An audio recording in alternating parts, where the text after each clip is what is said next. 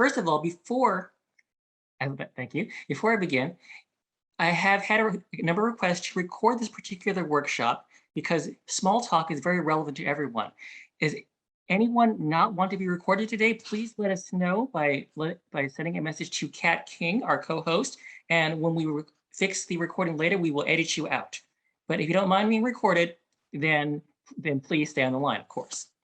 All right, so every so often when we don't have a prepared speaker, this happens sometimes with a small club, that we will put together some sort of workshop to cover some aspect of public speaking that everyone can use that is outside the realm of Toastmasters. So for today, this is all about small talk, starting with a personal story. When I was in college, some friends of mine would eat dinner together in the evenings every day.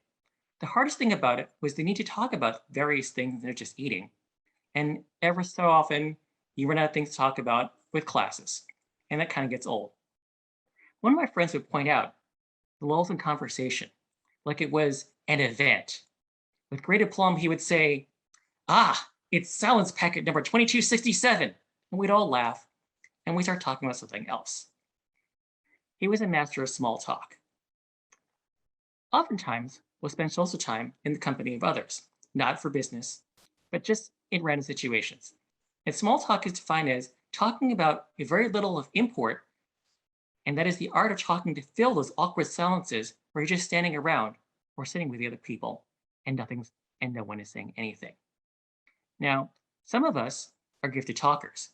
We can fill that void with lots of stories, bits of trivia, or talking about our day. It's the mark of storytellers, politicians, and stand-up comedians, and also narcissists. The need to make a joyful noise, so to speak. I call these people givers, because they'll give you more than just the time of day, they'll give you their whole life story if you let them. Others of us are patient listeners. We prefer to let the other person have their say, have their way, only vocalizing the occasional or neat, or sounds interesting, to let them know that we're listening. And it comes often with the inherent shyness or privacy of not wanting to talk about ourselves very much. I call these people takers, because they'll be quiet and take whatever you have to say and file it away, sometimes as an interesting story. And then there's a third category, for people who adapt to whoever they're with, the switchers, who talk more when they have a taker, and listen more when they have a giver. This is the rarest category because it takes finding a reason to come up with the ability to listen as much as you speak. And if you haven't noticed, this is what we teach in Toastmasters. Whenever you are a word master, grammarian, odd counter, speech evaluator, general evaluator, even timer to some degree, you're being put in the role of a taker. You must pay attention to the words and the content. But when you're giving speeches, you're a giver. You're sharing bits about yourself in the icebreakers and mentor speeches, and presenting views about what you like and dislike in various projects. You have control of the situation, you have control of the content, and you're expected to talk a lot. But those lessons, the subtle lessons of Toastmasters, don't always sink in because we don't always call attention to them. Not like I'm doing right now. So today I have brought in our co-host and world expert, well, at least in her world anyway, expert on small talk, Kat King. And what she does is that she's the center coordinator for Avenidas, which is her company. And that means that she is responsible for talking to everyone who walks in their front door, but also for the virtual classes. So she'll be our coordinator for today. And anything that you send her in the next exercise will be used in the workshop we're going to be doing. So I want you to send 2 things privately to Kat. And that's Kat King, by the way, not Cat Paz. There's a difference. So I'll try to say Kat King, Cat Paz. That's okay. First of all, I want you to tell Kat in a private message. Don't tell everyone else because there'll be a quiz later. Do you feel that you're more a giver, someone who talks a lot, a taker, someone who listens more, or a switcher, someone who adapts to the situation? Again, giver, taker, or switcher. The second thing you're going to tell Kat is one topic that you think you can comfortably talk about for 3 to 5 minutes minimum. Maybe it's your favorite music, maybe it's your favorite pet, maybe it's your family and favorite kid. But those 2 things are what I want you to tell Kat in secret because we're going to put you in breakout rooms. Got it? So she's going to be writing things down, and I'll continue while you're telling her things. Here are the ground rules. We're going to put you in breakout rooms, and you're going to talk to each other. Since Kat really doesn't know a lot of you, she's going to pair you up with a perfect stranger, most likely. And the only thing is you don't want to pair Carlos with Parthy because those two will never come back. And the rules are simple. Let me share my screen. Let's see. Share screen. Let's see. Here we go. Quick rules of small talk. You want to avoid asking or saying these things. Number one, how are you or how have you been? This is most people's go-to because it's a standard thing. The reason why you're avoiding this is because the answer is usually, oh, I'm fine. And that kills the conversation right there. What do you think of the weather? Again, this is California. Well, it's for most of us anyway. If you are Lorena or Maria, since you're not in this area, you can possibly ask that question. But weather conversations are like, oh, the weather's nice, it's raining, also very short. What do you think of controversial topic here? Which is simply things like, so what do you think of the president? Or how about those vaccinations?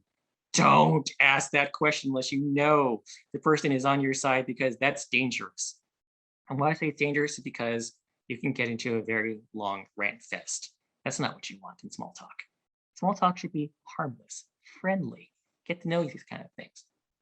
What you want to do instead, open-ended questions, the yes and idea.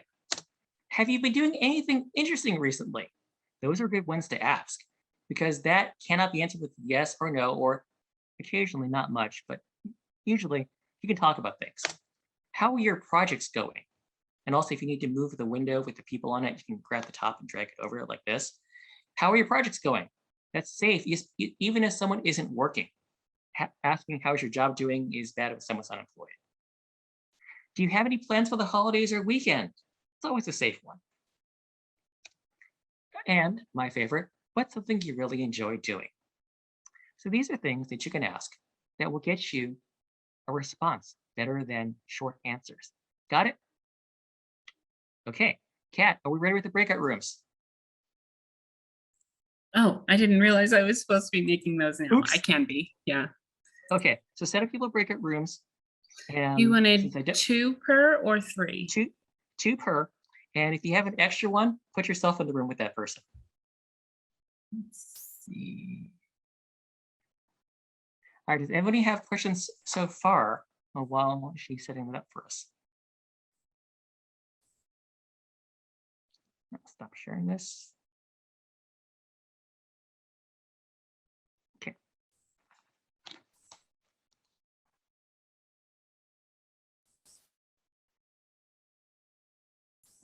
Now, the key to small talk here is you're going to have a conversation with the other person in the chat with you. And we'll see essentially whether both of you can talk about your one thing by the time the 5 minutes is up. Make sense?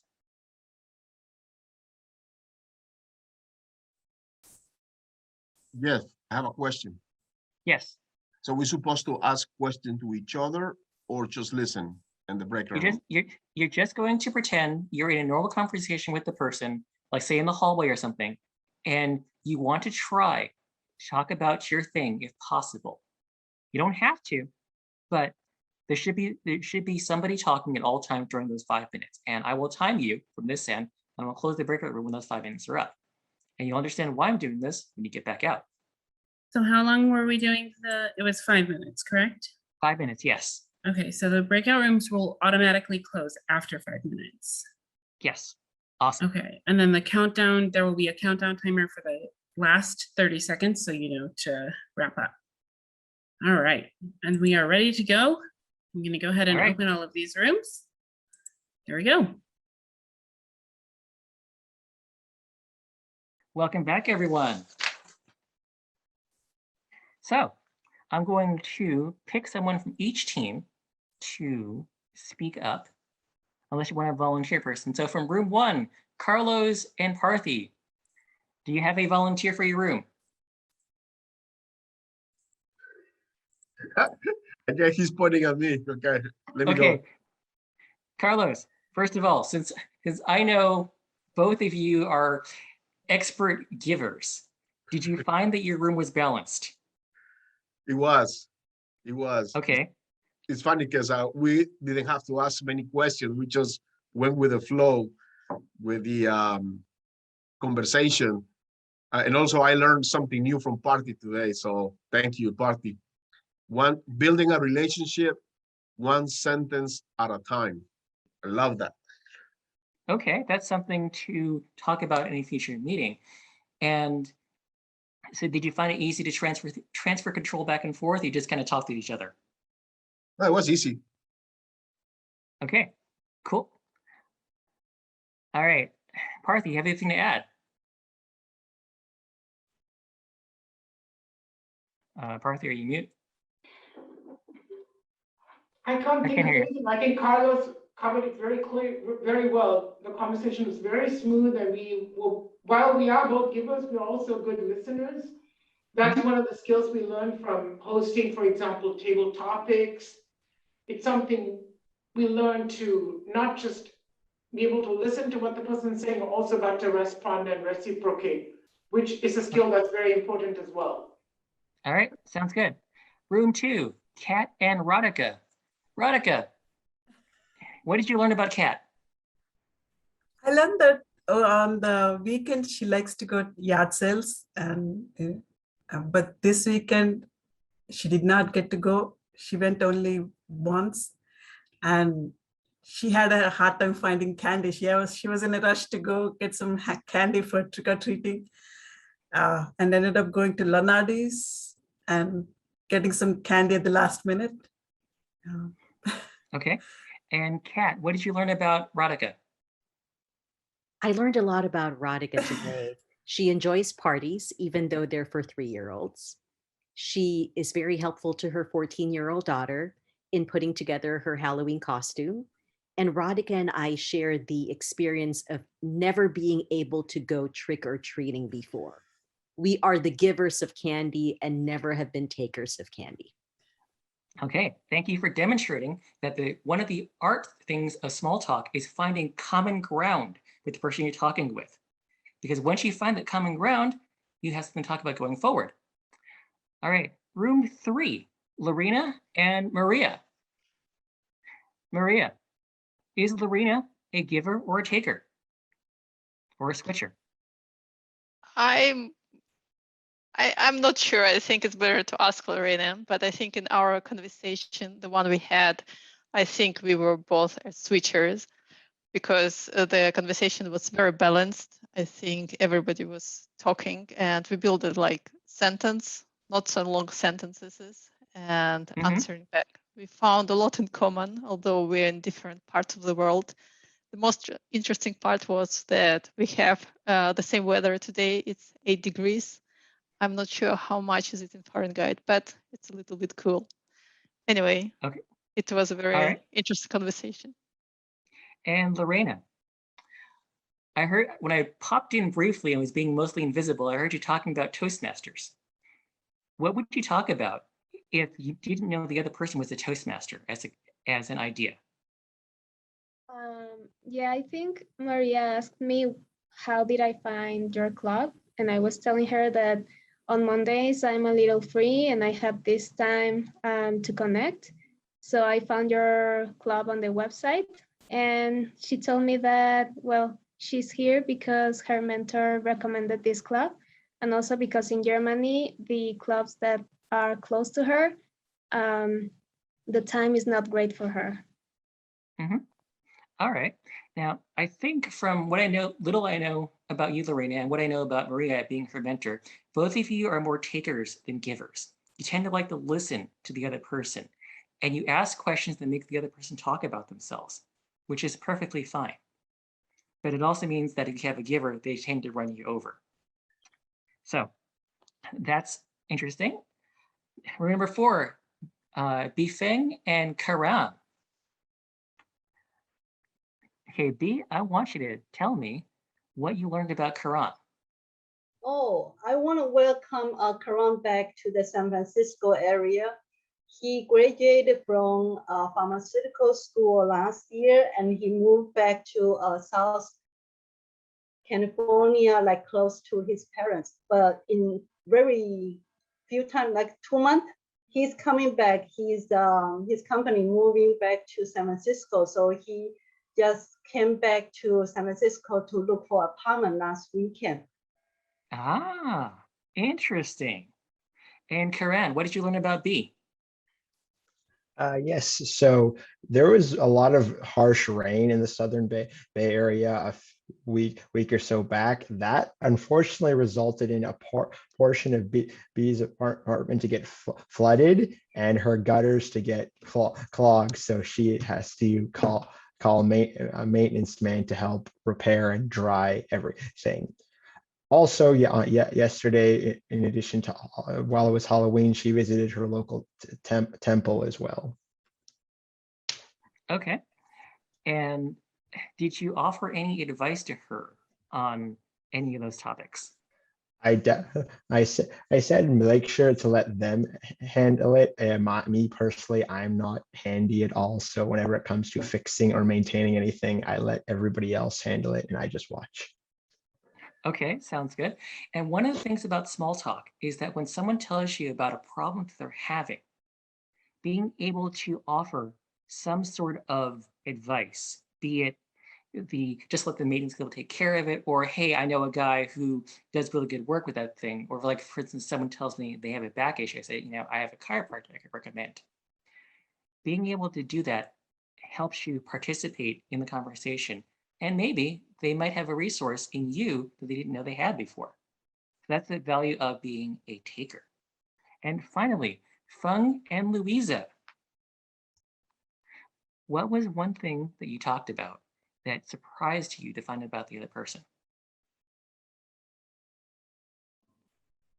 Can I talk?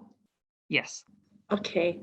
I enjoyed talk with Fun because she didn't talk a lot during our club meeting, but with this short group, we talk a lot about the Halloween candy and our kids. I think she's a giver, and even she didn't talk much, but sometimes her answers very impressed me. Like I remember one table topic, she mentioned how she helped her colleague to grow during the work. And our talk, she mentioned the Halloween, she prepared a lot candy, even don't have kids come, she still prepared for other people. But for me, for those 2 years, because the virus, I didn't prepare any candy, but for the past, I enjoying the kids with custom. So we talk about the kids too. So we have a happy 5 minutes talk with each other. Okay. And Feng, what did you find out about Louise that you didn't know before?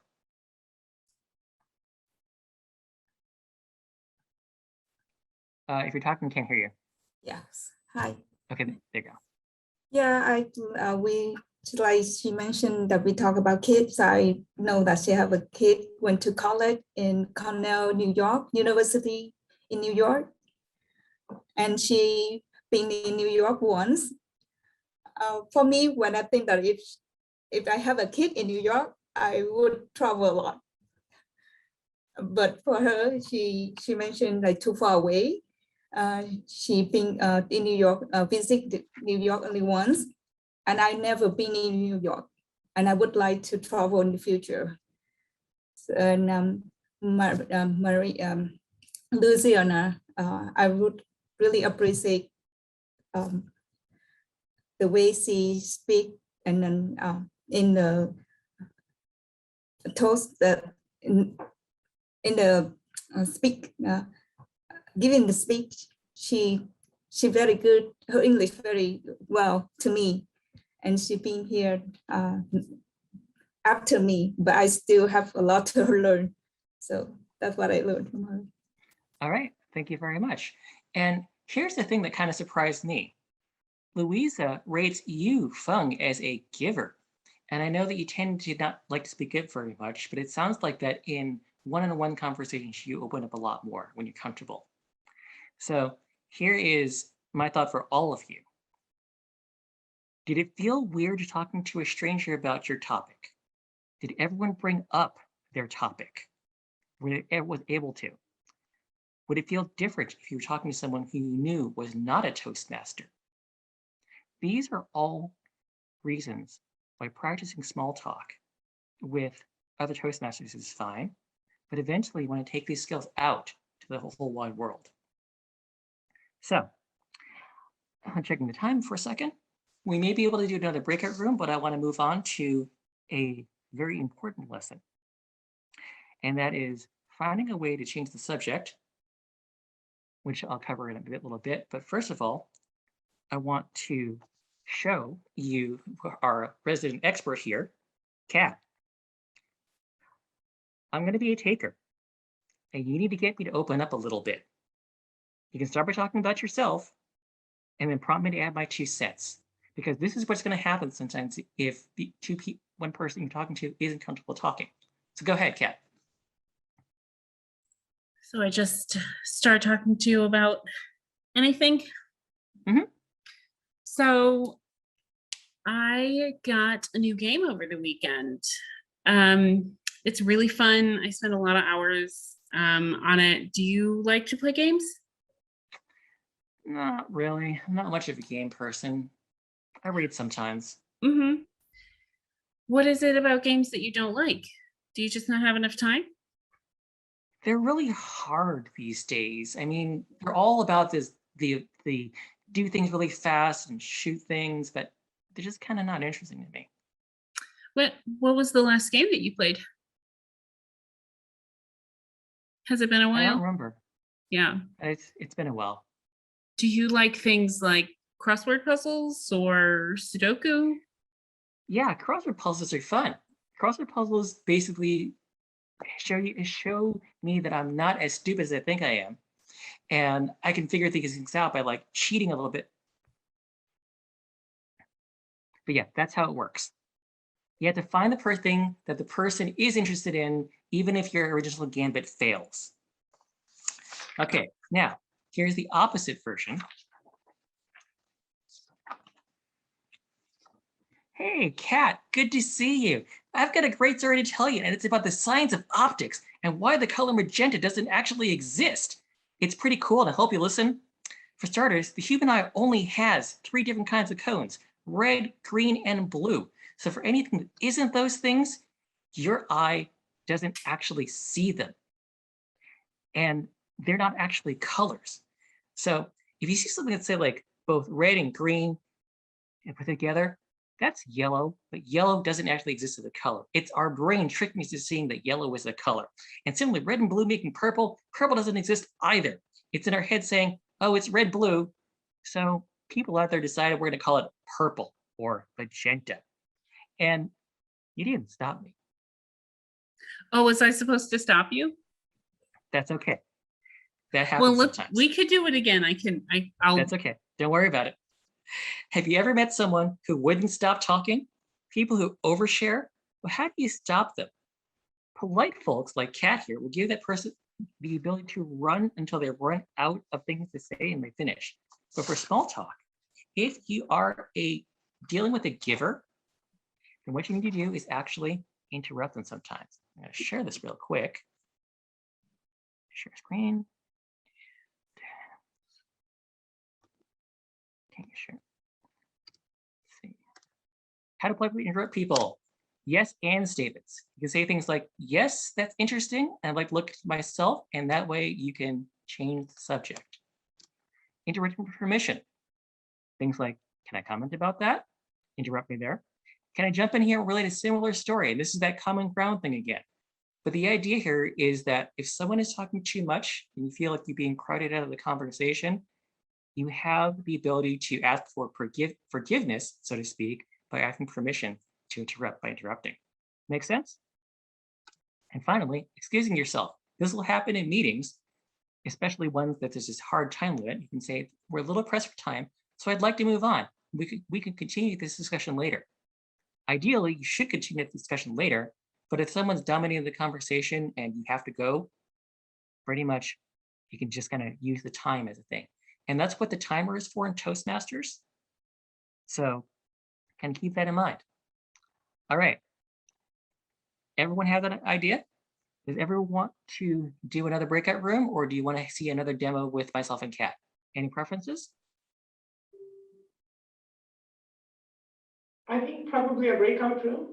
All right, Kat, you ready for breakout rooms? Yeah, they're ready.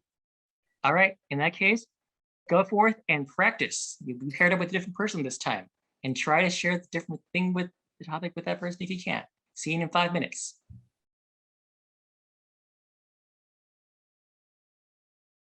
Welcome back, everyone. How many of you noticed the 30-second warning?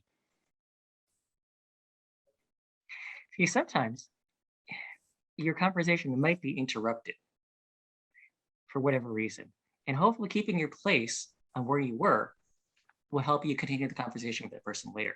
The best thing about Smalltalk is that not only does it keep the conversation going in the moment, but it also gives you things to talk about later on.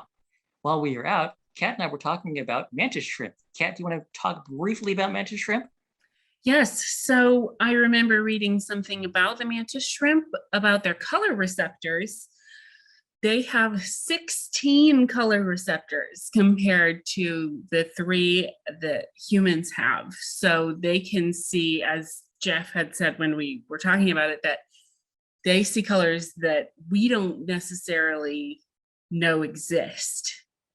And they're just these huge, well, they're not little by, you know, they're little by relative means, I guess. And, you know, they're just in the ocean, just chilling out, having 16 color receptors.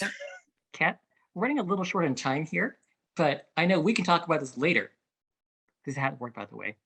But since we want to get to the evaluation part of the meeting, I just want to ask, does anyone have anything from their second breakout room they want to comment about that they learned for the second time through?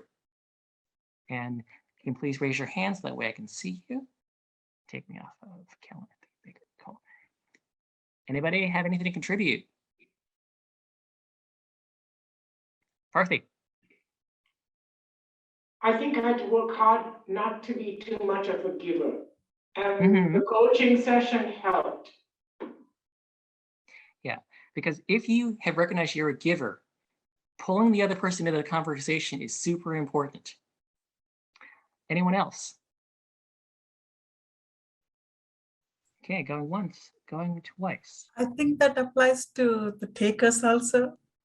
I'm a taker, so I need to put some effort in participating, I think it goes both ways. Yes, and this is the reason why I put this up, because I know you were worried about that. Yeah. So, as always, if anybody else has an idea for a workshop, please let us know. Let me know, let the office know, and we will arrange to make that happen. Because on days like today, rather than just do table topics, having something that everyone can work on as a skill is much cooler than just answering questions tabletop multiple times. And it happens sometimes, but I like having a workshop when we can. All right, so it is 12:50, and I'm going to hand things back to our Toastmaster. Thank you everyone for participating today. I hope you learned something.